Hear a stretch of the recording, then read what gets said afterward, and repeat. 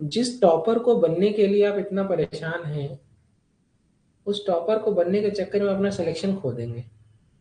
पहले जो paper out है एटलीस्ट उतना तो कर लो, फिर बनते रहना topper. NCERT exemplar previous year module notes के अलावा अगर कोई एक्स्ट्रा किताब आपके पास है तो आप फेंक दीजिए, सेलेक्ट हो जाएंगे। और अगर आप उसको पढ़ेंगे तो सेलेक्ट नहीं होंगे। इवन आपको किसी दूसरे टीचर के कंटेंट तक देखने की जरूरत नहीं, क्योंकि आपके टीचर हर चीज़ लिखवाते हैं। अगर कोई चीज़ नहीं आ रही तो आप देख लो, ऐसा कोई ऐसी बात नहीं है कि आप फलाने टीचर, लेकिन सूदिंग सूदिंग के चक्कर में बेकार हो जाएगा। ठीक है, तो पढ़ो अच्छे से। चलो पढ़ते हैं, अपने टॉपिक पर आते हैं।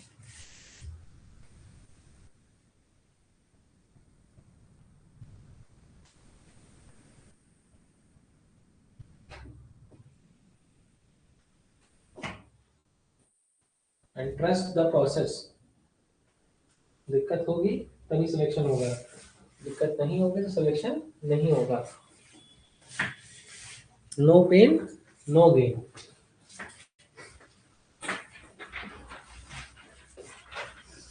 कल मैं एक रेस्टोरेंट गया था हजरतगंज में, हॉन्स करके है, तो काफ़ी प्रीमियम है, मतलब इटालियन मैक्सिकन ये वो। आप मानोगे नहीं, इतना बड़ा रेस्टोरेंट, मतलब इतना प्रीमियम रेस्टोरेंट, ठीक ठाक अच्छा था, प्यारा था। और इतने वहाँ पे वो मेन्यू देते हैं स्कैन करके, मतलब वहाँ पर वो लगा होता है, आप स्कैन करो और आप अपने मन का खाना ऑर्डर करो। 16 पेज का मेन्यू था उनका। पीडीएफ खुली तो 16 पेज की थी। आप सोचो कि कोई आदमी अगर 9 बजे फ्री होकर के जा रहा है, वो 16 पेज पढ़ रहा है खाना पसंद करने के लिए। मैं इरिटेट हो गया। और उसके बाद भी मेरे मन की चीज़ नहीं मिली, हालांकि उनका व्हाइट सॉस पास्ता वास्ता अच्छा था, इटालियन खाना वाना ठीक था, लेकिन वहाँ पे फ्राइज, सॉसी फ्राइज नहीं मिल रहा था। मैं जाते का भैया पोटैटो का कुछ है, क्योंकि हम लोगों ने बहुत अमीरी देखी तो मैकडी जाते हैं या डोमिनोज चले गए, जो बजट वाला। अब वो बहुत अमीर जगह गए तो वहाँ पे वो फ्राइज ही नहीं खिला पाए। तो हालांकि मैंने खाया, उनके बाकी की चीज़ें खाई, तो जो उनका वेटर था वो मुझको पसंद नहीं कर रहा था, जबकि मेरा ही बर्थडे था। उसको वो चल रहा था कि ये आदमी डायरेक्ट क्यों पूछ रहा है, पढ़ क्यों नहीं रहा। मैं कह रहा अगर मुझे खाने के लिए भी तुमसे पढ़ना पड़े 16 पन्ना तो मैं क्यों आऊंगा तुम्हारे पास। मैं से कह रहा भैया कुछ प्रिंटेड हो तो दे दो, पढ़ ले आराम से। कह रहे नहीं सर ऐसे ही मिलता है। चलो अब यहाँ पर बात करते हैं, ये बहुत बहुत ही अच्छा टॉपिक है, मजा आ जाएगा। ठीक है, हालांकि उन्होंने बिल्कुल जैसे पुराने टाइम पर रेलवे स्टेशन होता था, तो लाल और सफेद गेरू, मतलब सोचो कलर का इतना इस्तेमाल किया। गेरू में फेविकोल लगा के पूरा दीवार में से पोत पात के एकदम एस्थेटिक बना दिया, लाइटें लगा लगा के। तो जब देखना तो कलर वाइट, और जैसे पुराने जमाने में अंग्रेजों का रेलवे स्टेशन होता था ना यूपी इंडिया में, तो एकदम वैसा लुक है। बट ठीक है, तो मेटल दैट जब जब खुद कमाना तब जाना, ये नहीं पापा पैसे दो। हाँ, 600 रुपए का पास्ता, 458 रुपए का तो कोई 400 के नीचे तो वो बात ही नहीं कर रहे थे। उनकी बुरी से बुरी चीज 450 500 ऐसे वैसे। गरीबी में मत जाना, अमीरी में जाना। Metal that can be use as central metal, तो उसके पास क्या क्या होना चाहिए, एक बात लिखी हुई है, दो बहुत इंपॉर्टेंट बात लिखी हुई है कि दो बहुत इंपॉर्टेंट बात लिखी हुई है। लिखा है कि हाई पॉजिटिव चार्ज डेंसिटी। अब ये तो तुम्हारे बस का है नहीं, है ना। मतलब कैटायनिक होना चाहिए, क्या होना चाहिए, चार्ज होना चाहिए। कोई जरूरी, अब ऐसा भी कोई जरूरी नहीं कि चार्ज ही होगा, न्यूट्रल भी होता है सेंट्रल मेटल। एक और बहुत अच्छी लिखी है बात, वैकेंट डी ऑर्बिटल। अब जैसे तुमको एक एग्जांपल से दिखाते हैं। अच्छा, वैकेंट डी ऑर्बिटल, हम्म, क्या नाम है बेटा तुम्हारा, क्या नाम है तुम्हारा, नाम क्या है बताओ। विक्रम। सर क्लास में हूँ, हेलो। हाँ हाँ, मैं क्लास से निकल करके आपको कॉल करता हूँ। ठीक है, ठीक। हाँ हाँ, थोड़ा सा पहले आ जाइएगा तो डिस्कशन हो जाएगा।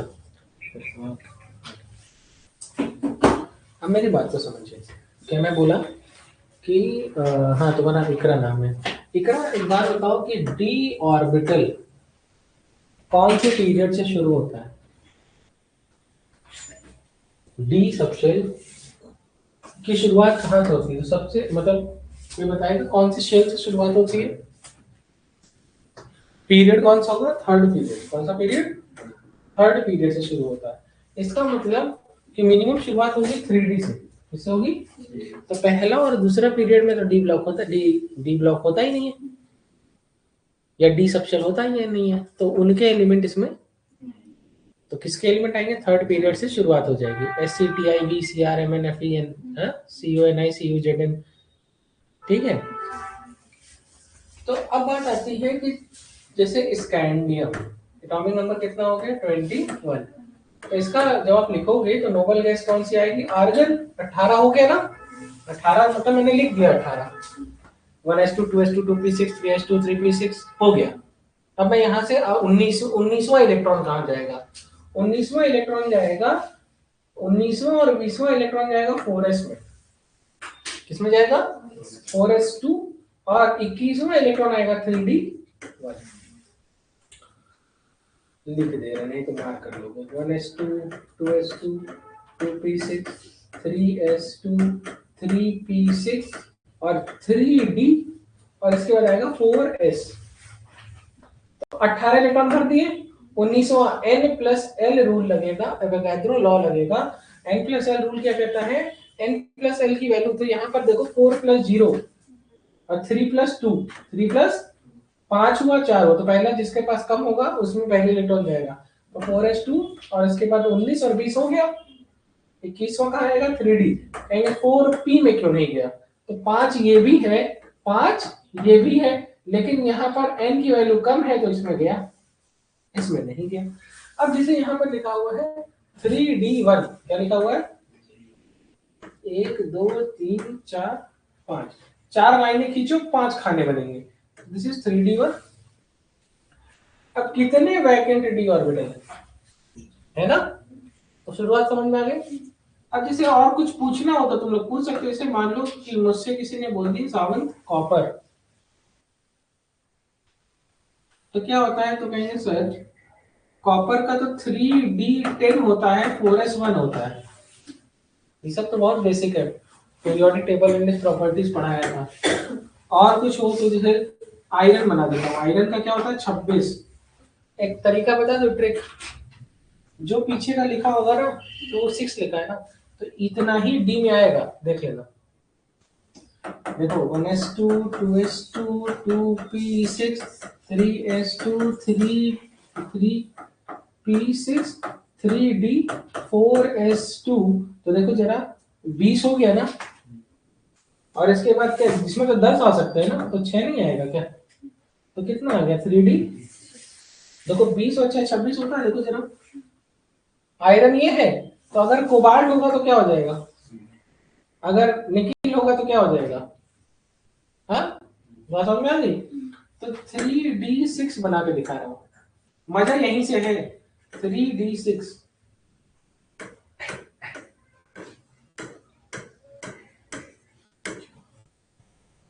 है, क्या लिखा है? 3d6 लिखा है। कोई भी डी ऑर्बिटल वैकेंट है क्या? कोई भी डी ऑर्बिटल वैकेंट है क्या?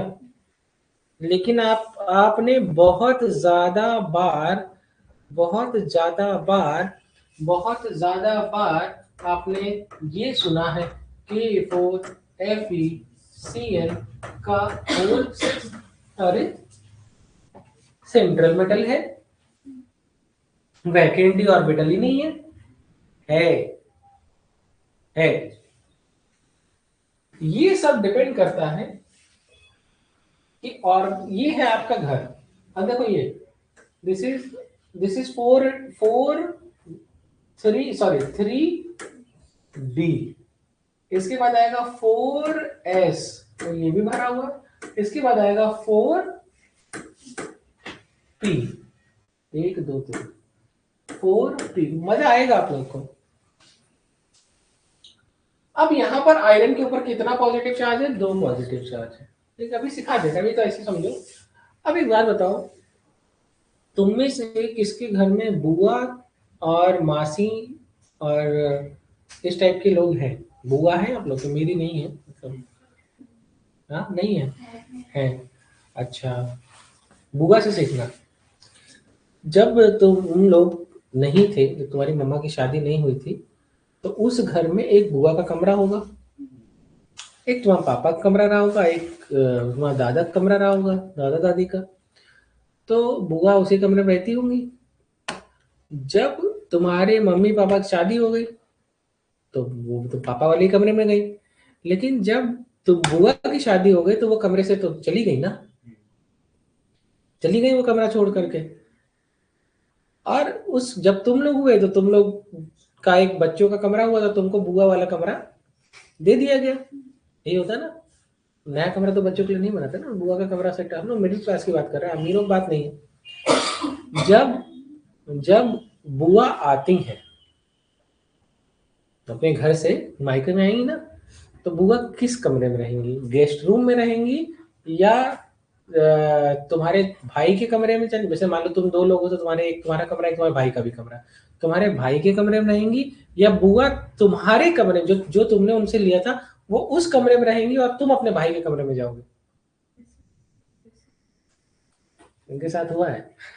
तो क्या कहा, जिसमें वो रहती थी उसी कमरे में वो रहेंगी, और आप अपने भाई के कमरे में जाएंगे। यही सेम चीज होती है जब मासी आती है। तो मेरी मम्मी वो ना, कि रात भर लोग बतियाना होता है ना, तो मम्मी कहेंगे कि ऐसा है कि तुम रिशु तुम ऐसा करे, जाओ प्रशांत कमरे में सो जाओ, यहाँ मासी जी सोएंगी। हाँ, लेकिन मासी सोएंगी ओके, लेकिन मासी के लड़के के लिए मैं कमरा नहीं छोड़ सकता। हो सकता है क्या? मेरी बहन बहुत जिद्दी एकदम, वो अपने कमरे से कॉम्प्रोमाइज नहीं करती थी। मेरी मासी आती थी तो मेरे कमरे में सोती थी, और मैं अपने भाई के कमरे में सोता था।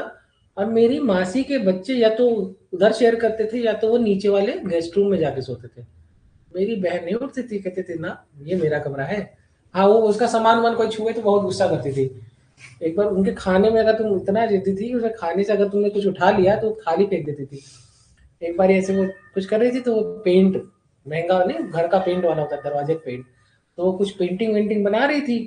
तो हमने कहा कि हम भी गए, परेशान करने लगे। भाई गुस्से में उसने पेंट फेंका, पूरा दरवाजा, नया दरवाजा, कलर्ड, खराब। उन गलती उन्होंने करी, मैं डर रहा हूँ कि रात में मार खाऊंगा। मैं ला ला के पोंछ रहा हूँ। तो दहशत थी भाई। तो हाँ, मैंने कि ये तो मार खाएंगी, फिर किसी गलती पे हम भी मार खा जाएंगे। तो हाँ, तो हाँ, तो मैंने कहा चलो। अब मेरी बात समझो, तो एक बात समझ में आई कि आदमी की हैसियत विल डिसाइड कि वो घर के किस कमरे में रहेगा। बुआ का कोई ड्राइवर आ जाए, तो ऐसा नहीं है कि मैं अपना कमरा छोड़ दूंगा, वहां तो मैं भी कहूंगा कि जाओ गेस्ट रूम में सो। इसका मतलब कि जो लीगेंड होता है, कौन सा, ये जो लीगेंड होता है, दिस लीगेंड की हैसियत विल डिसाइड कि ये कमरे में एक एक लोग रह रहे हैं ना। ऐसा तो हो सकता है ना कि भैया कहेंगे ऐसा करो, तुम ऋषु ऋषु तुम ऐसा करो, प्रशांत के कमरे में चले जाओ, और दीदी तुम्हारे कमरे में चली जाएंगी। मान लीजिए ये तब होता है जब मेरी मासी आती है या बुआ आती है। मतलब एक बात समझे, ऐसा जब हुआ ऐसा जब हुआ तो मैं यहाँ आया, और मेरी बहन, एक कमरा खाली हो गया ना। ये देखिए, वैकेंट डी ऑर्बिटल मिल गया कि नहीं? अब जो भी नई चीज आएगी, वो कहाँ आएगी? अब मान लो उनके दो तीन बच्चे आते, तो अगला वाला इसमें रहता, उसके आगे वाला इसमें रहता, उसके आगे वाला इसमें रहता। ये सिखा रहा हूँ बस, इनटा को समझा रहा हूँ। तो इसका मतलब क्या है? अब इसका नाम क्या होगा? इसने कौन कौन से कमरे ऑक्यूपाई किए? इसने डी ऑक्यूपाई किया, इसने एस ऑक्यूपाई किया, और इसने दो पी ऑक्यूपाई कर दिया। तो क्या नाम पड़ गया? DSP2। तो पहली बार अगर आपने प्रीवियस ईयर देखा होगा, तो आप लोगों ने सुना होगा DSP2 square planar, SP3 tetrahedral. हाँ, अब सोचो मेरी बहन अगर यहां पर ये आ जाता K4FE, और यहां आता Cl6, क्या आता? अब ये हेलोजन है, क्या है? ठीक है, तो ये वीक फील्ड लिगेंड है। क्या है? हम आप पानी, ठीक है, बस समझाऊंगा। ये क्या है, वीक फील्ड है। क्या है? तो ये मतलब ये है कि तुम्हारे यहाँ जो लोग आए हुए हैं वो पापा को जानते हैं, उनका ड्राइवर है, और उनका कोई और आदमी होगा आया होगा। तो कोई अपना कमरा छोड़ेगा क्या? नहीं छोड़ेगा ना। अब ये देखो क्या हुआ, ऐसे लोग आने पर भैया यहाँ पर मैं अकेले रहता हूँ अपने रूम में, लेकिन मैं उनके ड्राइवर को अपने रूम में नहीं बुलाऊंगा, या उनके ड्राइवर के लिए मैं ये नहीं कहूंगा कि प्रशांत तुम मेरे रूम में आ जाओ, मैं ड्राइवर को ये कमरा दे देता हूँ, नहीं करूंगा ना। बुआ मासिक बात अलग थी। इसका मतलब क्या है, अब मान लो कि मैं कहूंगा जाओ वहां आगे वाला कमरा बंद है उसमें चले जाओ सो जाओ, तो इसका मतलब क्या है कि ये ऐसे था, ऐसे ऐसे ऐसे कमरे में सब लगा हुआ, तो इसका इस्तेमाल, लेकिन अब किसका इस्तेमाल होगा, एस का इस्तेमाल होगा। यहां पर आएगा, जो भी आएगा यहां आएगा, यहां आएगा, यहां आएगा। तो अब इसकी शुरुआत कैसी हुई, sp3 sp2, बात समझ में आ रही है? जो भी लिगेंड है वो कौन सा है, वो करेगा ऑर्बिटल यूज करेगा डी के बाद वाला। तो आपने सुना भी होगा टेट्राहेड्रल ज्योमेट्री, sp3 d2 भी सुना होगा, d2 sp3 भी सुना होगा, है d2 sp2 भी सुना होगा। तो ये सब चीजें होती हैं। अब अगर तुम डी ऑर्बिटल का इस्तेमाल कर रहे हो तो ये जो कॉम्प्लेक्स बनेगा ये बनेगा, जैसे dsp2 शब्द है तो अंदर का कुछ लिया ना, घर के अंदर का कमरा उठा लेगा ना, तो इनर ऑर्बिटल कॉम्प्लेक्स क्या बना। और अगर तुम एस मतलब डी नहीं इस्तेमाल कर पाए, आगे का इस्तेमाल कर रहे हो sp, है, तो क्या हो जाएगा, आउटर ऑर्बिटल कॉम्प्लेक्स। दोनों कॉम्प्लेक्स का में लीगेंड की ताकत विल डिसाइड कि कौन सा बनेगा, dsp2 बनेगा कि sp3 डी sp3 बनेगा। कि अगर ज्यादा ताकतवर होगा तो तुमको समेट करके डी इस्तेमाल कर लेगा, और अगर नहीं कम ताकतवर होगा तो आगे वाला कमरा ले लेगा। बात समझ में आ गई? चलो अब बात आती है coordination number of central metal. किसी भी सेंट्रल मेटल का कोऑर्डिनेशन नंबर क्या होता है? कोऑर्डिनेशन नंबर का मतलब होता है, तो लिखा हुआ है कि वो लोन पेयर इलेक्ट्रॉन्स जो सेंट्रल मेटल के साथ कोऑर्डिनेट बॉन्ड बनाते हैं वही क्या कहलाएंगे, कोऑर्डिनेशन नंबर। अच्छा चलो चलो ये देखो, ये K4 Fe, यहां पर देखना En का होल ट्वाइस Cl2, देखते जाना, ठीक है। अब मुझे एक बात बताना, मैं तुमको ऐसे ही सिखा दे रहा हूं, व्हाट इज En, तो कहेंगे sir En is CH2 NH2 और NH2, और मैंने आपको बताया था ये दो कोऑर्डिनेट बॉन्ड बनाएगा, है ना, एक बॉन्ड ये बॉन्ड ये, बाइडेंटेट लिगेंड था। तो जरा बताओ इसके कितने लोन पेयर इस्तेमाल हो रहे हैं, दो पेयर। तो इस अच्छा इसकी डेंसिटी क्या है जरा बताएं, बाइडेंटेट। तो एक बात समझो कि coordination number is equal to number of ligand into its density. तरीका सीख लो, बहुत अच्छा तरीका है। अब ये बताओ यहां पर ये कितनी संख्या में है और इसकी डेंसिटी कितनी है, दो, प्लस दूसरा लिगेंड है क्लोरीन, कितनी संख्या में है, और एक क्लोरीन कितना कोऑर्डिनेट बॉन्ड बनाता है, एक। तो इसकी डेंसिटी क्या है, मोनोडेंटेट कितनी है, एक। जरा गिनो, 2 2 जा 4, 4 + 2 कितना हो गया, कोऑर्डिनेशन नंबर 6 आया है।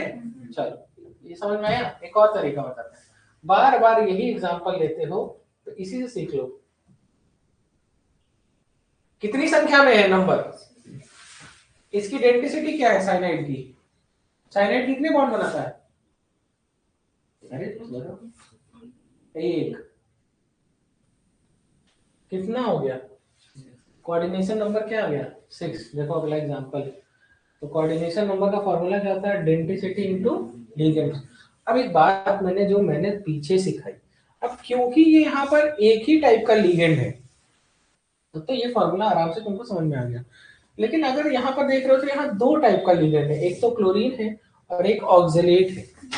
अच्छा ये संख्या में कितना है, C2O4 संख्या में कितना है, 1 ना, ब्रैकेट के अंदर देखो ये ऑक्सिलेट है ना, कल किया था ना COO माइनस CO माइनस, तो संख्या में कितना 1 है, और ये कितने कोऑर्डिनेट बॉन्ड बनाता है 2, और ये संख्या में कितना है 4, और कितने कोऑर्डिनेट बनाता है, तो 2 + 4 = बात समझ नहीं आई क्या, लिख रहे हो कि नहीं साथ साथ में, नहीं लिख रहे हो तो कोई बात नहीं।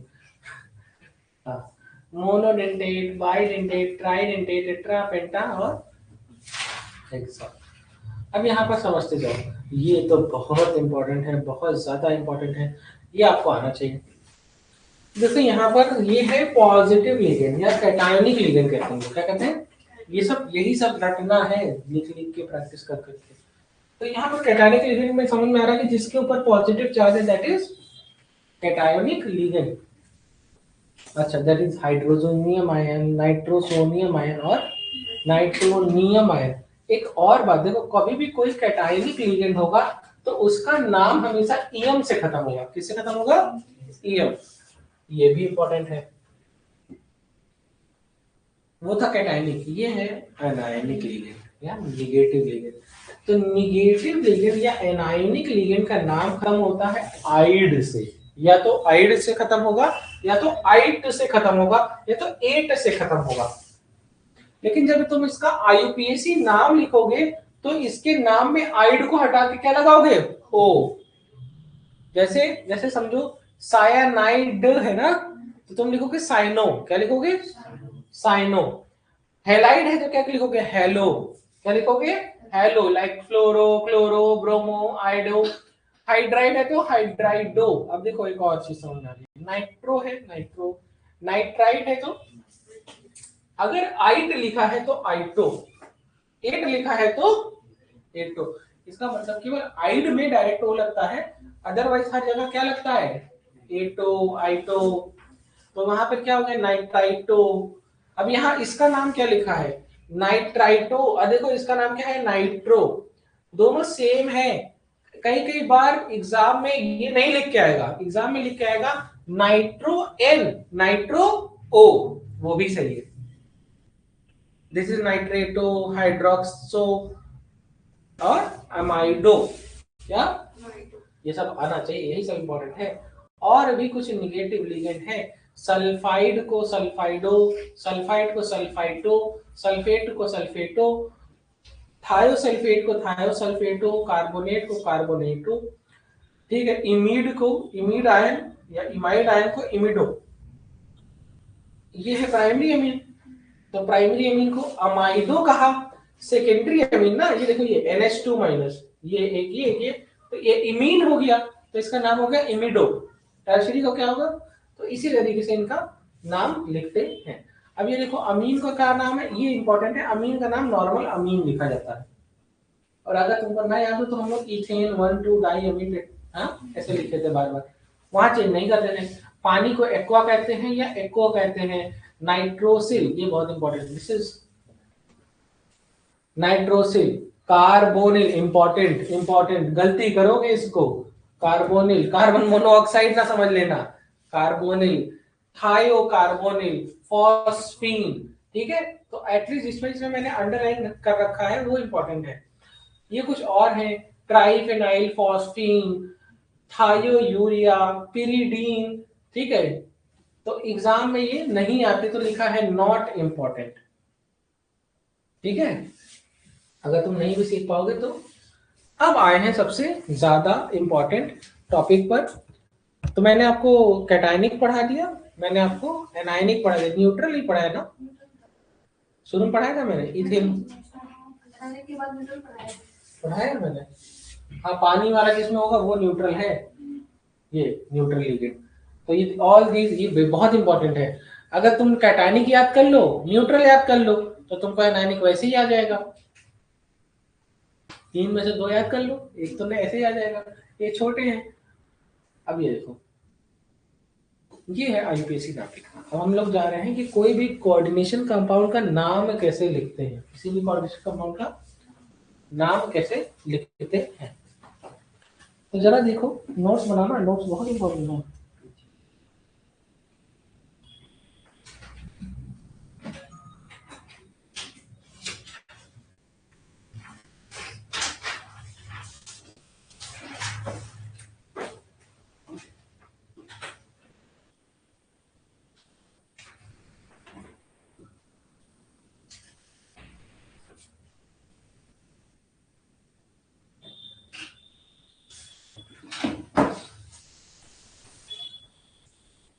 ये देखो, ये मजेदार है।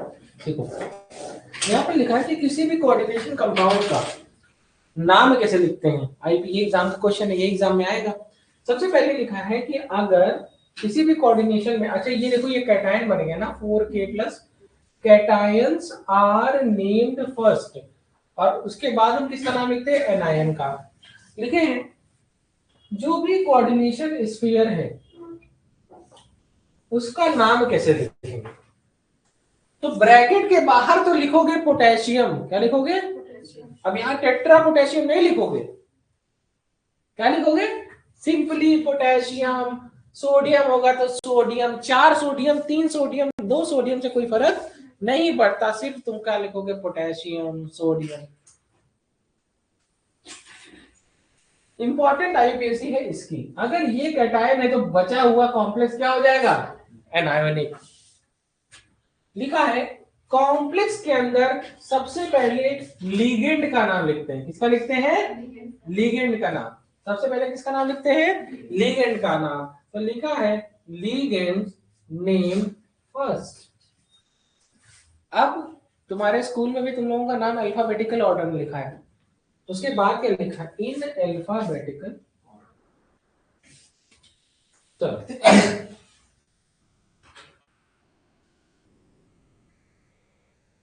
EN का होल ट्वाइस Cl2। अब तुम मुझे बताओ इसका नाम क्या होगा। तो यहाँ पर लिखा है EN का मतलब होता है इथेन 1,2 डाइअमीन। इथेन शुरुआत किससे होती है, ई से, किससे होती है, और उसके बगल वाली क्या है, क्लोरीन। तो नाम क्या हो गया, क्लोरो। क्या हो गया, तो सबसे पहले किसका नाम लिखोगे, क्लोरो का। क्या लिखोगे, और क्लोरीन कितना है, 2, तो डाई क्लोरो।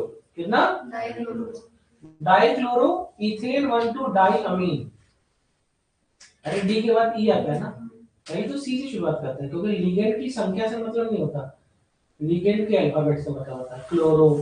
हाँ, तो डाई क्लोरो और इथेन 1,2 टेट्रा 1,2, हाँ इथेन 1,2 अमीन, जो भी होगा, डाइअमीन 1,2 डाइअमीन। तो ये समझ में आ गया। अच्छा क्लोरो बोला था, क्लोराइड है, लेकिन बोला क्या, क्लोरो। क्यों, क्योंकि नाम में अगर क्लोराइड है तो नाम क्या लिखाएगा, क्लोरो। हेलो, हेलाइड को हेलो कहते हैं। अब डिपेंड करता है कि वो लिगेंड है क्या। अगर वो निगेटिव लिगेंड है, मतलब एनायनिक लिगेंड है, तो उसके नाम के आखिरी में क्या लगेगा, ओ। आइड है तो ओ लग जाएगा, आइड या एड है तो आइटो या एटो लगेगा, आइटो या एटो। लिखा है कि अगर एक ही जैसा लिगेंड 2 या 2 से ज्यादा बार प्रेजेंट है तो वहां पर इस्तेमाल होगा डाई, ट्राई, टेट्रा, पेंटा, हेक्सा। उसके नाम के जस्ट पहले, उसके नाम के जस्ट पहले। लेकिन अगर उस ही लिगेंड के नाम में डाई, ट्राई, टेट्रा लगा हुआ है, जैसे इथेन 1,2 डाइअमीन, इसके नाम में ही डाई लगा है, तो ऐसी सिचुएशन में अगर ये 2 संख्या में आ गया तो यहां डाई शब्द इस्तेमाल नहीं होगा, कि डाई इथेन 1,2 डाइअमीन नहीं इस्तेमाल होगा। इसमें नाम होगा बिस इथेन 1,2 डाइअमीन। अगर 3 होगा तो ट्रिस, 4 होगा तो टेट्राकिस, अलग वाला मतलब पढ़ने वाला, ठीक है। हाँ, तो कह रहे हैं कि तो अगर अगर जो है, हाँ कह रहे ये कौन सा आ रहा है, तो ये तो पहली बार सुना। If any prefix is already present then name of ligand, then in name of ligand then prefix bis, tris, tetrakis is used। ठीक है, अब बात आती है कि किसी भी सेंट्रल एटम या आयन का नाम कैसे लिखेंगे। बहुत मजेदार है, बहुत मजेदार है। लिखा है कि कोऑर्डिनेशन स्फीयर के अंदर अगर सेंट्रल मेटल कैटायनिक है, मतलब अगर कॉम्प्लेक्स आपका कैटायनिक है, अभी हम लोग ने जो K4 FeCN6 की बार बार बात करते हैं, तो उसका कॉम्प्लेक्स एनायोनिक है, ऐसा है। अगर तुम देख रहे हो तो this is 4K4, this is Fe, this is Cn का होल 6। अगर तुम इसको पानी में डालोगे तो ये टूट जाएगा ना, तो इसके ऊपर 4 निगेटिव चार्ज आएगा, तो ये पूरा कॉम्प्लेक्स कैसा हो गया, एनायनिक। तो इसकी सेंट्रल मेटल का नाम अलग तरीके से लिया जाएगा, और अगर ये कैटायनिक होगा तो इसके सेंट्रल मेटल का नाम, तो लिखा हुआ है कि अगर कोऑर्डिनेशन स्फीयर कैटायनिक है तो इसका नाम, आयरन को आयरन बोलोगे, सिल्वर को सिल्वर बोलोगे, क्रोमियम को क्रोमियम बोलोगे, लेड को लेड बोलोगे, कोबाल्ट को कोबाल्ट बोलोगे, गोल्ड को गोल्ड बोलोगे। तो लिखा है कि अगर कोऑर्डिनेशन स्फीयर कैटायोनिक है तो मेटल का नाम उसके नॉर्मल नाम की तरह ही लेंगे। लेकिन लेकिन लेकिन अगर कोऑर्डिनेशन स्फीयर एनायोनिक है, क्या है, जैसे वो देखो बना हुआ है, ऐसी सिचुएशन में जो मेटल का नाम है वो उसके स्पेसिफिक नाम के साथ लिखा जाएगा और उसके आखिरी में एक शब्द ऐड होगा। जैसे आयरन का फेरस कहते हैं, क्या कहते हैं, तो इसका नाम हो जाएगा फेरेट, क्या नाम हो जाएगा, सिल्वर को अर्जेंटेनम कहते हैं तो नाम हो जाएगा अर्जेंटेट, क्रोमियम को क्रोमेट कहेंगे, लेड लेकिन नाम क्या है प्लम्बम तो प्लम्बेट, कोबाल्टेट, सिल्वर गोल्ड को ऑरेट, क्या कहेंगे ऑरेट। बात समझ में आ गई, मजा आई, बहुत अच्छी चीज थी। लिखा है कि अब आईपीसी नाम में कैसे लिखेंगे, अभी सबसे पूछे, ऑक्सीडेशन स्टेट सेंट्रल मेटल की रोमन शब्द में लिखी जाती है, अगर नहीं है तो ब्रैकेट में कुछ मत लिखना, 0 लिखोगे, 1 है तो आई लिखोगे, सेकंड है तो है, समझ में आ रहा है। तो अब इसके बाद क्या लिखा है कि अगर मान लीजिए कि उसमें एनायन प्रेजेंट है, क्या प्रेजेंट है, अब बात लिखा है नाउ एनायन, तो सबसे पहले कैटायन का नाम लिखते हैं फिर एनायन का नाम लिखते हैं। एनायन का जब हम नाम लिखते हैं तो चलो एक क्वेश्चन सॉल्व कर ही लेते हैं। यहां पर आयरन की ऑक्सीडेशन स्टेट है +2, सिखा दे रहे हैं, इतने को कहा क्या पोटेशियम, मैंने बोला था कैटायन की संख्या में क्या, ब्रैकेट के बाहर जो भी उसकी संख्या नहीं लिखी जाती, पोटेशियम। अब ब्रैकेट के अंदर सबसे पहले किसका नाम लिखते हैं, लिगेंड का, कितने हैं 6, हेक्सासाइनो, क्या लिखा है हेक्सासाइनो लिखा है कि नहीं, हेक्सा। अब आयरन को क्योंकि ये कॉम्प्लेक्स कैसा है एनायोनिक, तो नाम आयरन लिखोगे कि फेरेट लिखोगे, तो इसके नाम क्या लिख गया फेरेट, और सबसे आखिरी में क्या लिखेंगे, इसकी ऑक्सीडेशन स्टेट कितनी है +2, तो क्या लिखोगे 2 लाइन। बात समझ में आ गई, आईपीसी नाम समझ में आया, इतना पढ़ा है नाम समझ में आया। वो कहा है तीसरा वाला तुम लोग का दोस्त, पेपर में शादी जा रही, बाप रे बाप, शादी तो एक ही बार होगी, पेपर तो होते रहेंगे। हाँ, एक बार नॉर्मल पेपर, फिर कंपार्टमेंट, फिर और इम्प्रूवमेंट, पता नहीं क्या क्या होता है, तो होते रहेंगे जीवन भर, शादी एक बार होगी। किसकी थी, उसी उसी की दीदी, अरे तो लड़की की शादी तो लड़की के घर ही में होती है, डेस्टिनेशन में नहीं, बराबरी में वही पास नहीं है, तो मतलब सुबह शाम तक सेवा कर रहा है, कह रही ये जरूरी है, मेरा फर्ज निभाना जरूरी है, नहीं तो हमारी शादी में कौन आएगा। पहले घर वाले भेजते थे पता है, ये कह के तुम किसी कहने जाओगे तो तुम्हारे यहाँ कौन आएगा, अभी से संभालना, बड़ा जिम्मेदारी लड़का है। अच्छा घर वालों जिम्मेदार, घर वालों ज्यादा जिम्मेदार खुद है, ऐसा ना हो कि जिम्मेदारी महंगी पड़ जाए। तो घर पे बिजनेस है क्या, उसके पापा का बिजनेस चलता है या जॉब करते हैं, हाँ तो कोई दिक्कत नहीं, लेकिन 2-4 साल बाद कोई संभाल लेंगे। फैमिली बिजनेस होता है तो रिस्क नहीं होता, टेंशन नहीं है, होगा होगा। मेरे कई सारे दोस्त थे जो जिनका किसी के पापा की साइकिल की शॉप चलती थी, किसी के पापा का वो प्लम्बिंग का बिजनेस था, वो फॉसेट वगैरह होते हैं, किसी का इंटीरियर एक्सटीरियर का होता था, तो वो तब नहीं पढ़ते थे, तो लगता था ये सब बड़े जो है एकदम बेकार बच्चे हैं। इस समय क्या है एकदम सेठ हो गए हैं, खूब पेट वेट निकल करके दिन भर गले बैठे हैं, कहीं ताला बेच रहे हैं, कहीं कुछ बेच रहे हैं, शाम काम भर का पैसा आ ही जा रहा भाई, 2-3 जनरेशन का बिजनेस है, तो ग्राहक तो बन रखे हैं, तो पैसा आना है, वो तो आना ही है। मतलब अगर आप जो है बिजनेस फैमिली में है, 2-3 जनरेशन से बिजनेस है, तो आपको बिजनेस आ जाएगा। मतलब आपको कुछ करना नहीं, नए कस्टमर बनाने की इतनी वो नहीं, जो पुराने हैं वही आते रहेंगे रिपीट पे। तो मैं समझता था, तो मैं समझ में आया कि इन्होंने असली जिंदगी तो ये जी रहे हैं कि मस्ती भी करी, और आज जो है कभी जो है चले जाते हैं वो सब उसमें, जयपुर में नहीं, खाटू श्याम, वो मतलब अगर आप बिजनेस कर रहे हैं तो आपको भगवान के यहाँ बराबर जाना पड़ेगा, वरना डर लगा रहेगा। मैं देखो मैं करने लगा, मैं भी जाने लगा, तो मतलब डर रहता है भगवान नाराज हो जाएगा, दिक्कत हो जाएगी ना। तो हाँ, आध्यात्मिक हो जाते हैं तुम लोग। अब यहाँ पर देखो ये वाला, ये बहुत अच्छा क्वेश्चन है। तो मैंने बोला था ना कि इथेन 1,2 डायमीन, इसका नाम कैसे लिखूं। अब ये कॉम्प्लेक्स देखो मजेदार है, ये कैटायनिक कॉम्प्लेक्स है। देखो अगर तुम देख रहे हो तो ये कॉम्प्लेक्स के बाहर क्लोरीन है, इधर कुछ नहीं है, ब्रैकेट के बाहर कुछ नहीं है। तो ये यहाँ पे जब पानी डालोगे तो इसके ऊपर नेगेटिव चार्ज आएगा, तो पूरे कॉम्प्लेक्स के ऊपर जितना इसके ऊपर नेगेटिव उतना ही पूरे कॉम्प्लेक्स के ऊपर पॉजिटिव, तो पूरे कॉम्प्लेक्स के ऊपर एक पॉजिटिव चार्ज आएगा। मजेदार है ये क्वेश्चन, अच्छा है। तो ये देखो पूरे कॉम्प्लेक्स के ऊपर एक पॉजिटिव चार्ज आ गया। अब बात आएगी कि कोबाल्ट की ही ऑक्सीडेशन स्टेट हमको जाननी है। अच्छा, इथेन 1,2 डाइअमीन न्यूट्रल लिगेंड है, कैसा है, तो इसके ऊपर 2 into 0, तो इसका कोई मतलब ये पूरा 0 हो गया। लेकिन क्लोरीन कैसा लिगेंड है, एनायोनिक, 2 संख्या में है।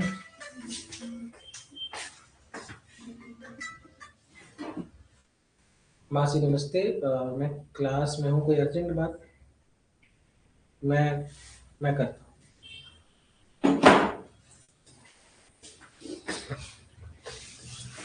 मेंटेन करना होता है, नहीं तो नंबर ब्लॉक कर देंगे कहीं जाएंगे। उनके लड़के फोन किया था, मम्मी कैसे रिसु फोन किया था, फोन उठाते नहीं है, पता नहीं कितना बड़मनी हो गए हैं। हाँ, तो उठा लेता हूँ, ये सब मेंटेन करना पड़ता है। अभी मेरी शादी नहीं हुई है ना, तो इन लोग सब लोग आएंगे यार, कैसी बात कर रहे हो, बस समझो। 2 into -1, ठीक है, देखो कितना चार्ज, एक नेगेटिव, 2 की संख्या में है, तो टोटल इसके ऊपर, तो यहाँ पर क्या बन गया, CO, मतलब इसका तो पता नहीं है, -2 = +1, देखते जाना। तो CO = +1, और ये इधर जाएगा तो क्या हो जाएगा, जुड़ जाएगा ना, तो क्या हो गया, +3 चार्ज आ गया, क्या आ गया, ऐसे निकाली जाती है ऑक्सीडेशन स्टेट, ये रेडॉक्स में पड़ा होगा। अब इसका मुझे नाम लिखना है, तो ये वाला तो एनायनिक है, तो हमेशा किसका नाम पहले लिखा जाता है, cations. Cations are name first then anion. अब ये बात समझो, मतलब शुरुआत से बात करो, सीधे लिगेंड में पहुंचने शुरुआत से, तो ये कैटायंस आर नेम फर्स्ट, फिर हम इसका नाम लिखेंगे। अब यहाँ पर इसका जब नाम लिखने जाएंगे तब देखेंगे कि यहाँ पर इथेन 1,2 डाइअमीन है और क्लोरीन है, क्लोरीन संख्या में 2 है, तो लिखा है डाई क्लोरो, ठीक है, सी पहले आता है, ई बाद में आता है, तो डाई क्लोरो। लेकिन इथेन 1,2 डाइअमीन भी 2 की संख्या में है, तो यहाँ डाई की जगह क्या लिखा, बिस। क्यों, ऐसे लिखेंगे जिसमें डाई ट्राई टेट्रा पहले से है, तो उसमें क्या लिखेंगे, बिस ट्रेस टेट्रा केस। यहां तक इतने का नाम तो मैंने लिख दिया। अब इसके बाद भाई ये पूरा ही तो कैटायन है, तो इसके बाद इसका नाम लिखेंगे। तो अब क्योंकि कैटायनिक कॉम्प्लेक्स है, तो नॉर्मल जो नाम लेते हैं वही नाम रखेंगे मेटल का। अगर ये एनायोनिक कॉम्प्लेक्स होता तो इसका नाम पड़ता कोबाल्टेट, क्योंकि ये कैटायनिक कॉम्प्लेक्स है तो इसका सिर्फ नाम पड़ेगा कोबाल्ट। क्या पड़ेगा, अच्छा अभी तुमने ऑक्सीडेशन स्टेट निकाली थी, कितनी आई थी, +3, यहाँ पर क्या लिखा, 3। कॉम्प्लेक्स के बाहर कोई भी कितनी भी संख्या में होगा उसका नंबर, तो क्या लिखेंगे, जस्ट, बात समझ में आई, अच्छा एग्जांपल था। चलो नीचे वाले देखो, तो नीचे देखो, नीचे ये देखो, पॉजिटिव, पॉजिटिव,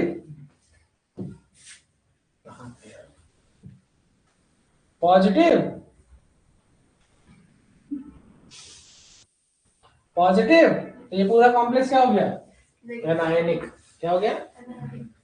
तो कैटायंस आर नेम्ड फर्स्ट। तो ये पोटेशियम लिख गया कि नहीं लिख गया?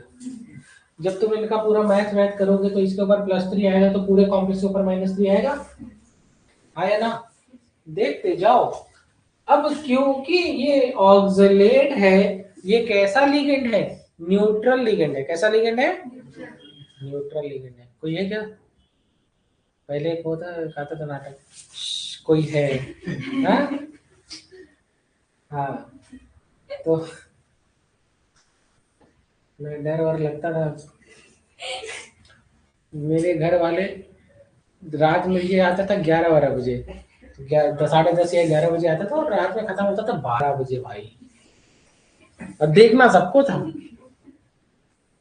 आप मानो नहीं, ये सब देखने के बाद टॉयलेट लग जाती है और पूरे घर की लाइट बंद। तो एक आदमी टॉयलेट करने जाता था, एक आदमी बाहर खड़ा रहता था, यार जरा रुको, जरा चलो चलो चलो।